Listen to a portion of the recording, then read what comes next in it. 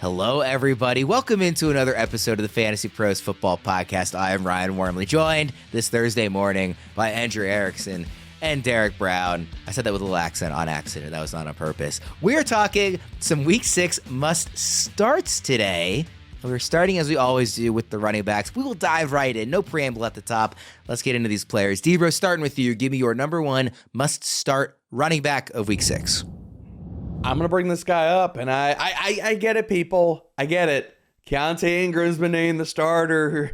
The depth chart interns have won the week. Oh, it's everybody in their fab bits on the waiver wire. I'm going to pull the bro card here. Bro, have you ever watched Keontae Ingram play football? Have we seen this before? I'm sorry. Like, I'm not investing in Keontae Ingram in fantasy. We've seen a sample size of 38 carries over his career, 0 breakaway runs, 1.8 yards after contact per attempt. So the depth chart can say whatever it wants to. The intern could get, slipped a $10 bill by Keontae Ingram. That's fine. I still want to start Emari Demercado over Keontae Ingram this week. And also bringing up the matchup here, the Rams, 11th highest explosive run rate allowed, 9th most missed tackles. While their secondary has been playing out of its mind, their run defense has been middle of the road at best. We've had a few running backs, the hot name off the waiver wire, that then haven't really performed. Are you worried about, last week they weren't really ready for him, and he's not going to be able to handle the big workload, or you're just kind of, full steam ahead? I'm just full steam ahead, man. If there's one guy from that backfield I want, it's Emari. It's Emari. All right, Erickson, give me your first must-start running back. Rhamondre Stevenson. I'm starting him because he's playing the Las Vegas Raiders. And you guys remember A.J. Dillon, right? Remember how he sucked in every single game that we had played this year? Remember who he played on Monday night? The Raiders. And what did he do? Scored fantasy points. So that's what I'm hoping here, because Patriots offense has obviously been abysmal. But at the same time, the Raiders defense is by far the worst unit they have faced this year. So again, Patriots have hit rock bottom, nowhere to go but up. The matchup is favorable for Rhamondre on the ground. Raiders 10th in terms of rushing yards allowed per game. And the Patriots, look, they need to run the football. Like, that's getting back to basics when it comes to offense. And the Raiders are one of these teams where I don't think that they're going to be down 14 points from the get-go. You look at all the games the Patriots have played this year, they've been down 14 points right away.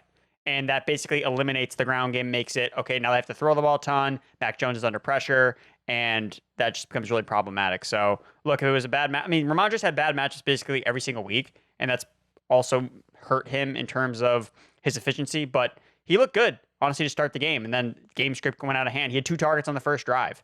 So, I'm going to be buying back into Rhamondre Stevenson. They need to reset things on the offensive side of the ball. Who's the guy that has juice on their team? It's Rhamondre. That's the only guy, him and Kendrick Bourne. Other than that, they have no juice. So if they want to have any offensive production, I think it's just going back to basics with Rhamondre.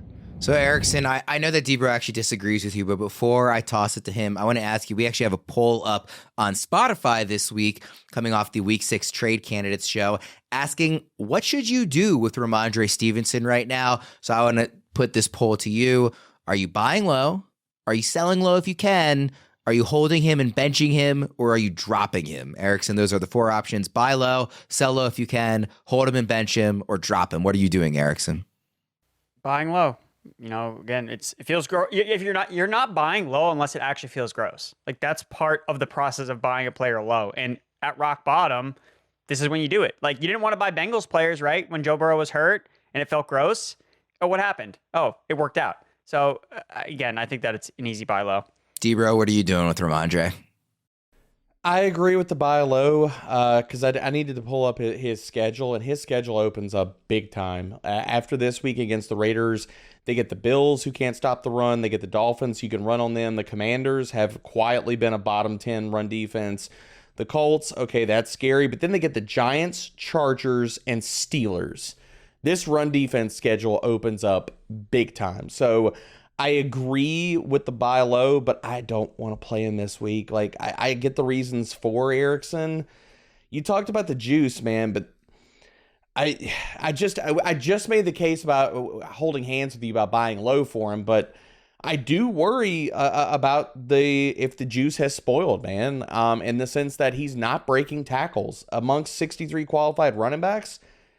And this is going to be sad to say because I love Rhamondre. 49th in missed tackles forced per attempt, 59th in yards after contact per attempt. It's been about as bad as it can get, man. Well, I guess my argument for that is, but we know he's not that player, right? So isn't he naturally going to regress positively back to his average? Because we know he's a guy that is above average at breaking tackles and forcing yards after contact. So that's the reason it's like right now he's playing so much below what he's capable that if he regresses to his just average, which I think that we all that have eyes can see that he has that ability. Like, this is why he's a buy low. This is why give me a reason to believe, Erickson, because I need it. Well, actually, I was going to kind of ask that, DBro. So, like, what is a reason for a player that we know has this skill set? Is it just a small sample size where it's just not happening? Is it just that he's faced some tough matchups? Like, what is the reason that it would just go other than a shelf life in the NFL is short, Erickson? Like, what's the reason to think that it's not like he's changing and it's just that we know he can still do it? I mean, I guess for me, it's just like, look, the offensive environment around him has been really, really bad.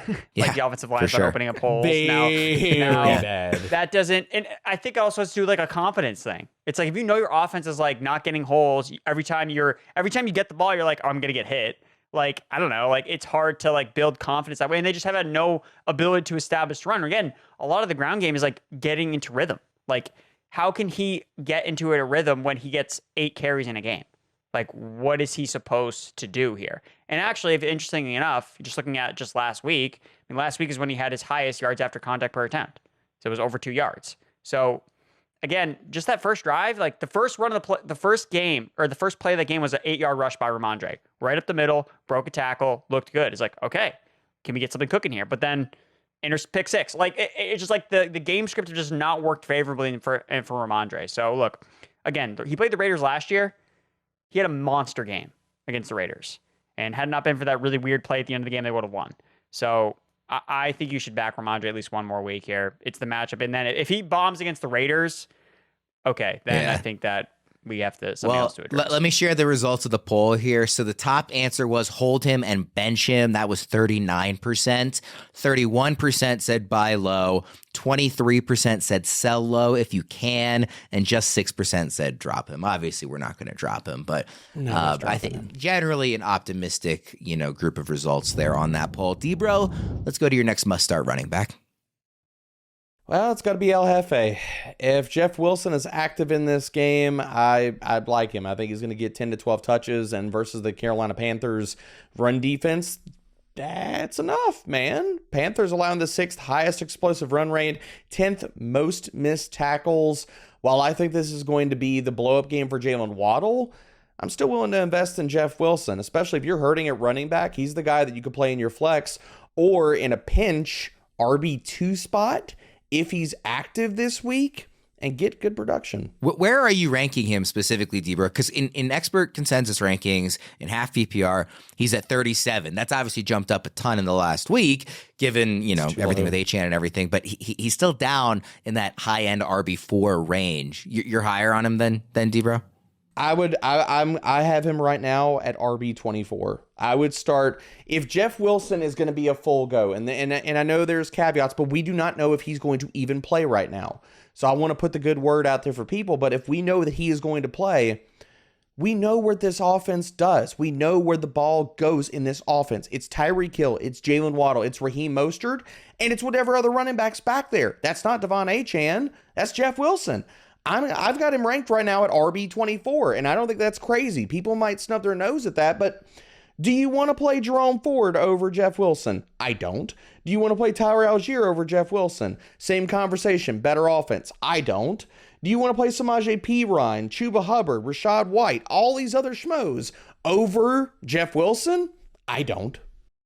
The NFL season is going strong, and DraftKings Sportsbook is hooking new customers up with an offer that's even stronger. Bet $5 on any game this week to score $200 instantly in bonus bets. And DraftKings isn't stopping there. All customers can take advantage of a sweetener offer every game day this October. This week, I'm very intrigued by the Seahawks taking on a rejuvenated Bengals team in Cincinnati. The Bengals are laying 3 points, and the total is set at 45 over on DraftKings Sportsbook. I think this is going to be a great game, and we could be in line for an exciting finish here. However you guys bet that one, get in on the game day greatness. Download the DraftKings Sportsbook app now and use code FantasyPros. New customers can score $200 instantly in bonus bets when you bet 5 on the NFL. That's code FantasyPros only on DraftKings Sportsbook, an official sports betting partner of the NFL. The crown is yours. Erickson, give me your next must-start running back. Chuba Hubbard, the starting running back for the Carolina Panthers. Maybe he doesn't start the game, but Miles Sanders is dealing with a shoulder injury. Don't know if he's going to play. But even when he has played, it really hasn't been doing that much. Whereas Chuba Hubbard, behind the same offensive line, has been really, really productive and efficient as a rusher. 6th best in rushing success rate. He's a 3-down skill set. PFF's 7th highest graded running back. So as bad as Sanders has been efficiency-wise, Hubbard has been really good. And they're running behind the same offensive line. They're getting the same look. So for me, the Frank Reich talked about wanting to establish the run game a little bit more, and they actually did it a little bit against the Lions at the beginning of the game before things kind of got out of hand. So I think if they're going to watch the tape and be like, dude, we got to get Hubbard more touches and not Miles Sanders more touches. So if I'm starting a Panthers running back, again, I don't feel great about really either of them, but if I'm going to start one, I'm ranking Hubbard ahead of Miles Sanders this week. I have a couple leagues where my RB2 spot is hurting. I got Hubbard on the bench because I looked at him as a high-end handcuff. I'm starting him. I'm throwing him in there because at least I know he can catch passes. So if they're chasing points against the Dolphins, I expect this game to be high scoring, even if it's garbage time production for the Panthers. And if it's garbage time, I don't think they're going to put Sanders out there with a shoulder injury. It's going to be Hubbard. So whether it's dump off passes, explosive runs, I'm going with Chuba Hubbard as my Panthers running back to start this week. DBro, are you also starting Hubbard over Sanders this week? Easy. I think that's an easy decision. Hubbard's looked, and I'm not saying Hubbard's looked amazing, but 3.4 yards to contact per attempt. He's forced 10 missed tackles on only 35 runs. I'm hand-holding with Erickson here. I think that he is clearly the better back for Carolina. DBro, give me your next must-start guy. It's going to be James Cook. If you're worried about James Cook at this point, I don't know what to tell you. You need to be starting him. This is the bounce back game. This is the game. And people might be like, well, really, you're going to take James Cook? He's probably going to be a top 20 ranked running back. People are worried about James Cook. I've got questions in the Discord about James Cook. Should I worry? Latavius Murray, Damian Harris. The Bills love to pass the ball. They're going to establish the run this week with James Cook, and he's going to have himself a day. The Giants cannot stop anybody on the ground. 2nd worst explosive run rate allowed. They have also allowed the 2nd highest yards per carry at 5.4 to gap runs, which comprises 72% of Cook's rushing volume. James Cook, baby, RB1 week. Yeah, D-Ro, I don't know if you're going to update your rankings, between now and when games kick off, but we have Erickson as Cook at 16, Fitz has him at 17, Joey P has him at 17. You got him at RB7 this week, so that is definitely aggressive. Yep. Damn right, man. RB7. He's going to have an RB1 game. Consensus needs to catch up with me, and I'm still going to be above it. Erickson, give me your last must-start running back. Saquon Barkley for the New York Giants. I think he's worth waiting for because he's playing the Bills. And the Bills have been atrocious against running backs, allowing the league's highest yards per carry. The Giants have no choice but to feature Saquon Barkley on their offense because they can't do anything on offensive unless he plays. It's that bad for this Giants offense. So I get you're going to be hesitant about starting a guy coming off a high ankle sprain. Look, this is a high risk, high reward type of play.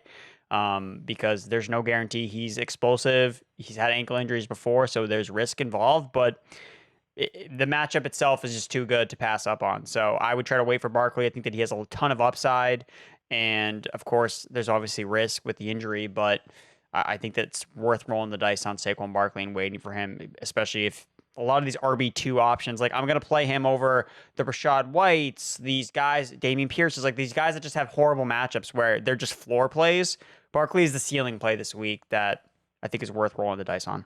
DBro, just quickly, I was going to say he's such a big name. I want to get your opinion here too quickly, DBro. Yeah, I love that call. I think that, and the other part about this, if you're reading the primer right now, the Giants are the walking wounded, man. Like, maybe Daniel Jones doesn't play. Maybe he plays. Wan'Dale Robinson's also hurt. Darren Waller's also hurt. They need to feed Saquon Barkley. And I will take even a 70% of what Saquon Barkley usually is. I will take 70% of Saquon against this run defense. Let's go to the Who Do I Start tool. This is free to use at fantasypros.com/start. Anybody listening can head there and put in your own start or sit questions. You can do up to 4 players at a time, which is nice. You can even pick and choose which experts your decision draws from. So if you have a couple of favorite guys that you really trust their opinions more than others, maybe it's DBro and Erickson, maybe it's not. You can definitely pick and choose who you're using there. So again, that's free to use at fantasypros.com/start. DBro, Emari Demercado, or if healthy and playing, Roschon Johnson. Ooh, I'll go Roschon just based off the volume. That is 50-50 in the tool, but part of that is baking in the uncertainty with the concussion and him coming back from that. Just to give you another one in case Roschon doesn't play, Demercado or Damian Pierce. I'll take Demercado. And I get the depth charts say I'm lying, but I will take Emari Demercado. Give me an interesting name. I didn't, because he's ranked kind of lower. I didn't want to do a 1v1. So just give me an interesting name that you are starting Jeff Wilson over this week. Jerome Ford. And I don't think it's particularly close. Tyler Algier. I want to toss this to Erickson. Would you play Jeff Wilson or Chuba Hubbard this week, assuming Jeff Wilson is a full go?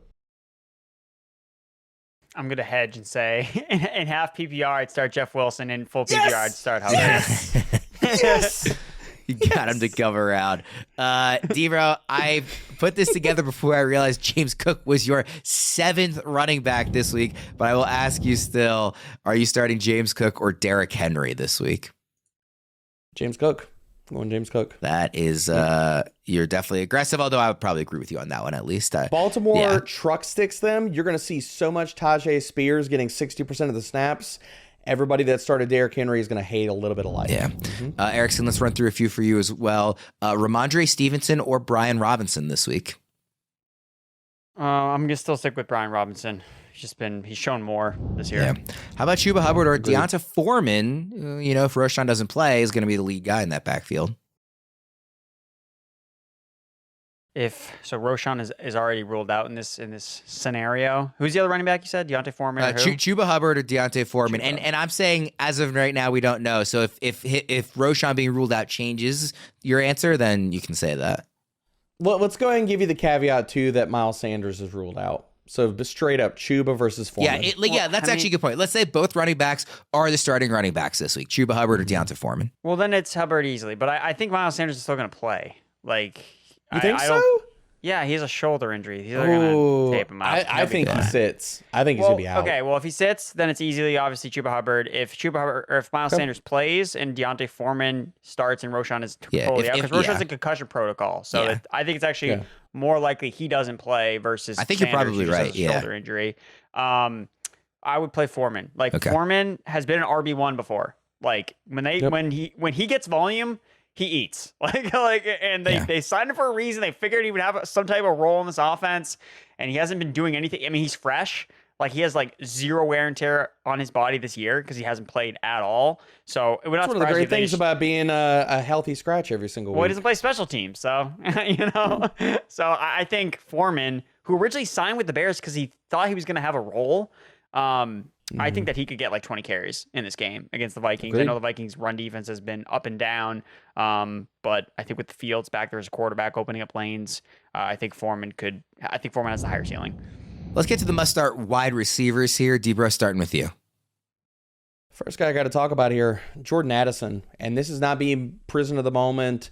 This matchup is fantastic. We all know that the Chicago Bears secondary has struggled, but I want to highlight something specifically here, that the Bears run the 4th highest rate of zone coverage in the NFL. Jordan Addison, amongst 71 qualifying wide receivers, has been fantastic versus zone coverage. He is 22nd in yards per route run against zone, 15th in fantasy points per route run. So we're looking at a top 24 wide receiver against zone coverage. I will have Jordan Addison ranked aggressively this week. Yeah, the being limited at practice on Wednesday with the ankle is like a little bit of, throwing water on that. But as soon O'Connell sounded like there was no hesitation, like he's going to play this week. It's like enough to be but I think it's a good point to bring up. Yeah, it's enough for me to be like, oh man, should I be that excited? But yes, very excited in general about Addison, with Jefferson out. And then like you said, in this matchup, how aggressive are you being on Addison this week, Erickson? So I have him in the wide receiver 2 range. So the thing I just want to be again, I don't want to be a Debbie Downer, but part of, Derek just listed off his efficiency metrics. That's going to go down without Justin Jefferson on the field. There's a reason why Addison's been so efficient is because he's never seen, they're not rolling coverage towards him. Everything that he's seeing is all single high coverage.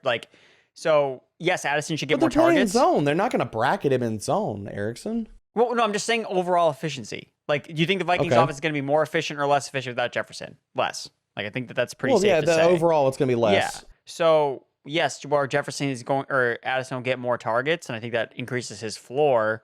I don't necessarily think now he has this top 12 ceiling necessarily. Again, the matchup's really good.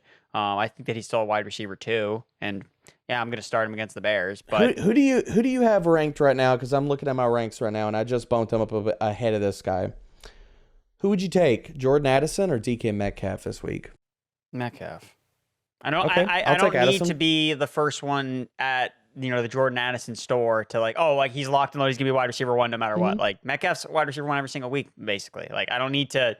I don't feel the need to jump the gun. If you have Addison, you should start him. I think it's that simple. Yeah. Like you laid out. I agree. But if you got studs everywhere else, you don't necessarily need to jam them in necessarily. So that's the way I look at it. Erickson, let's stick with you for your first must-start receiver.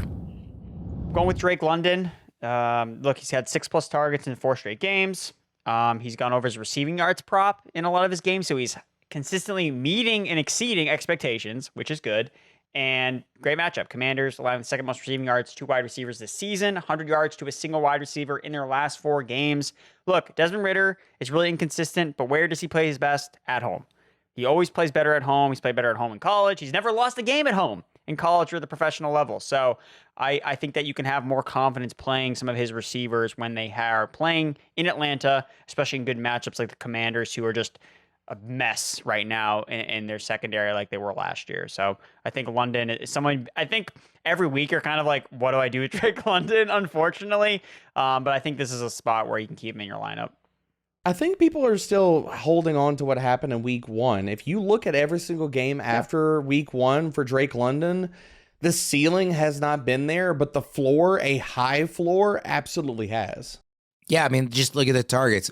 1 in week 1 and then 8, 6, 7, 9. So it's not, blowing the doors off opponents, but you're right, DBro. I think that week 1 is maybe and he's getting coloring. A lot of red zone work. He leads that team in red zone targets, so that needs to be mentioned here as well. DBro, let's go to your next wide receiver that you're starting. I want to fire up Christian Kirk. We've seen what this matchup looks like, and I know Kirk did not take advantage of it in week 1, but I think he will take advantage of it in week 6. You look at Kirk, he had 22% target share, 1.9 yards per route run. Trevor Lawrence is playing extremely good football outside of, has that crossed over to fantasy every single week? No. Is every other metric telling me, screaming to me that Trevor Lawrence is in fact playing good football? Yes. So I want to fire at Christian Kirk. I'm going to have him ranked. Right now I've got him at wide receiver 20. And this all comes down to as well, that defense, the Colts are a pass funnel. So I'm going to bump down Travis Etienne and I'm going to ride with Christian Kirk, and we're going to talk about this passing game, man.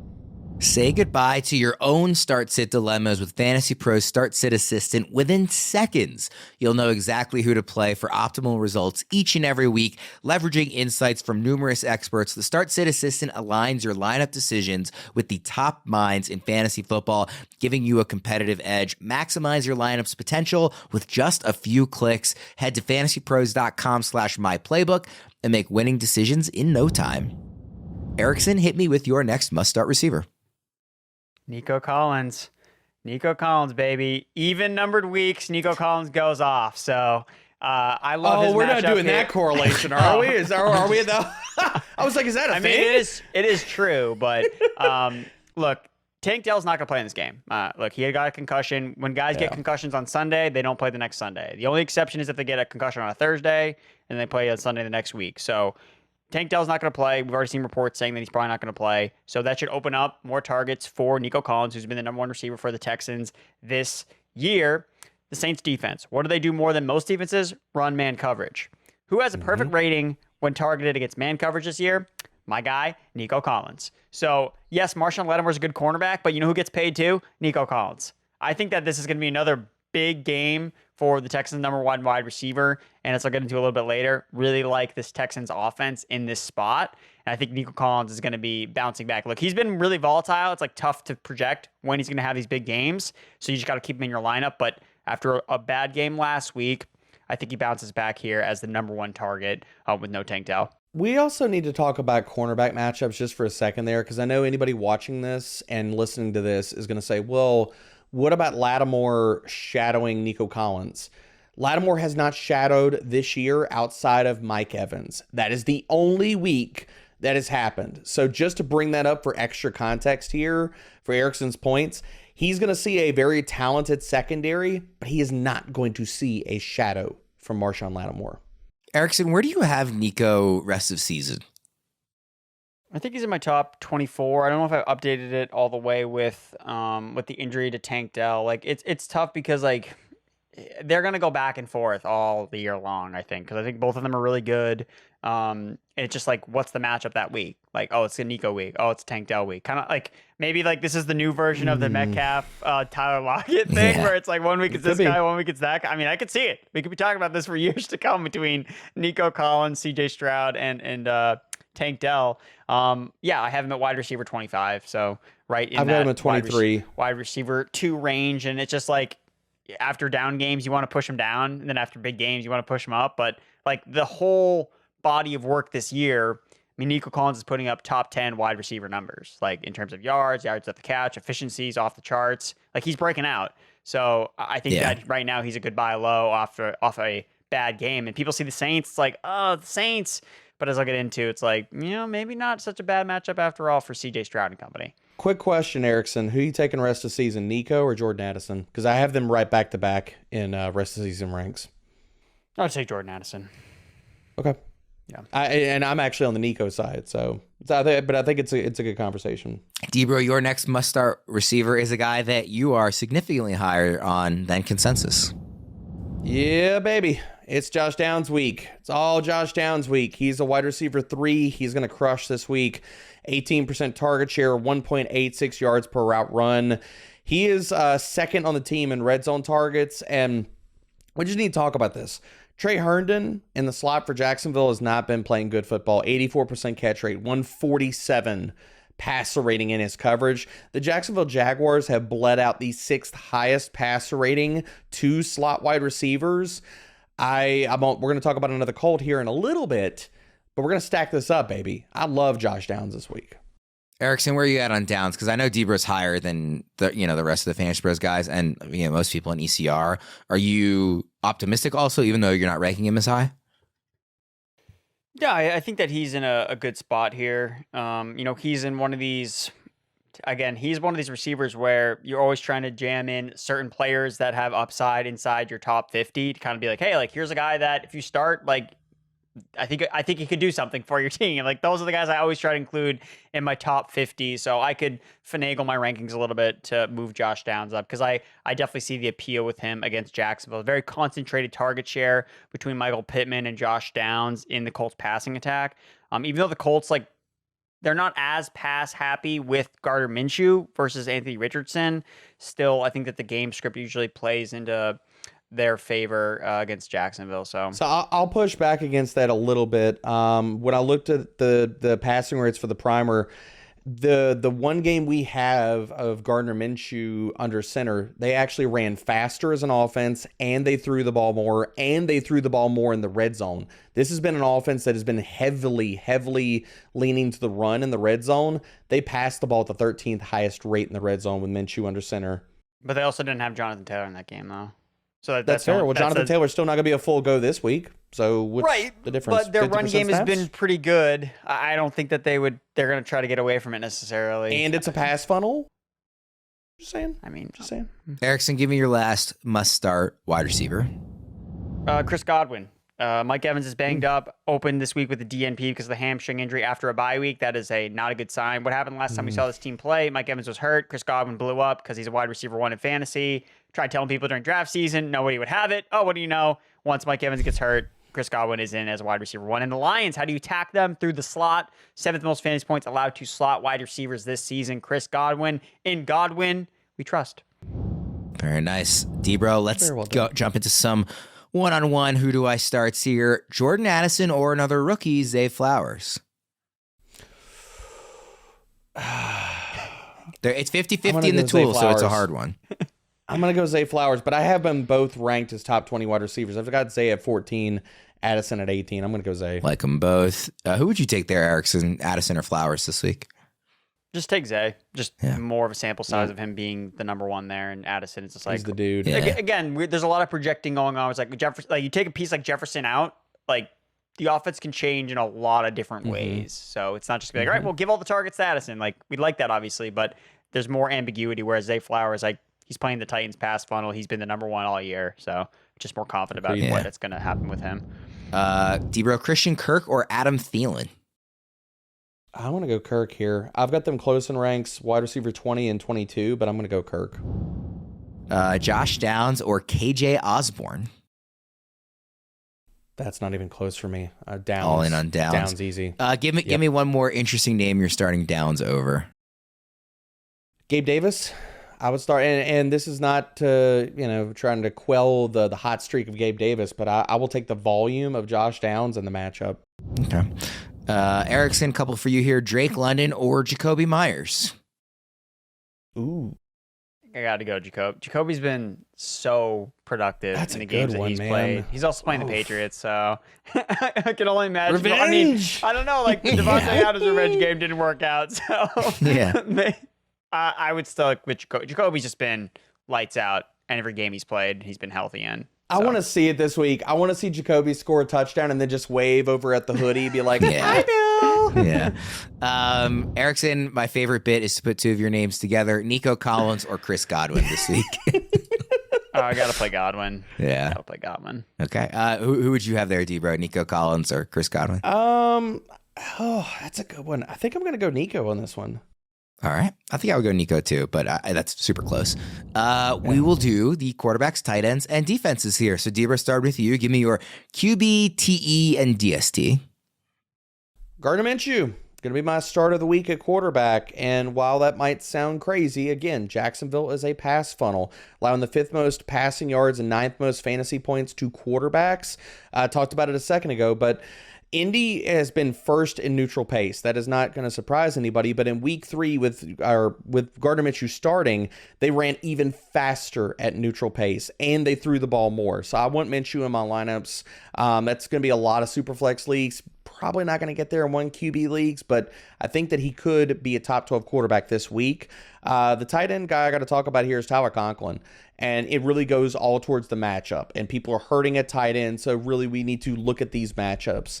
And you're looking at the Eagles, 13th most receiving yards, 8th most fantasy points allowed to tight ends. And the defense I'm going to roster this week, and I don't understand why they've been out there, why they continue to be out there in so many different leagues, but if they are out there, you can confidently start the Atlanta Falcons defense.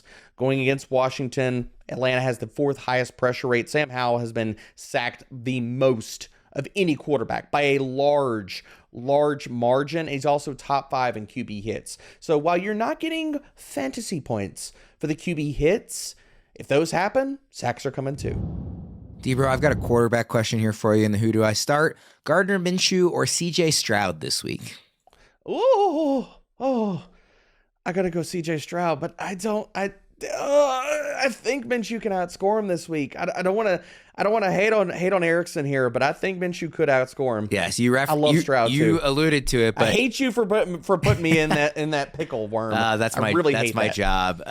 You alluded to it, but Erickson obviously his ears perked up there because his must-start quarterback is CJ Stroud.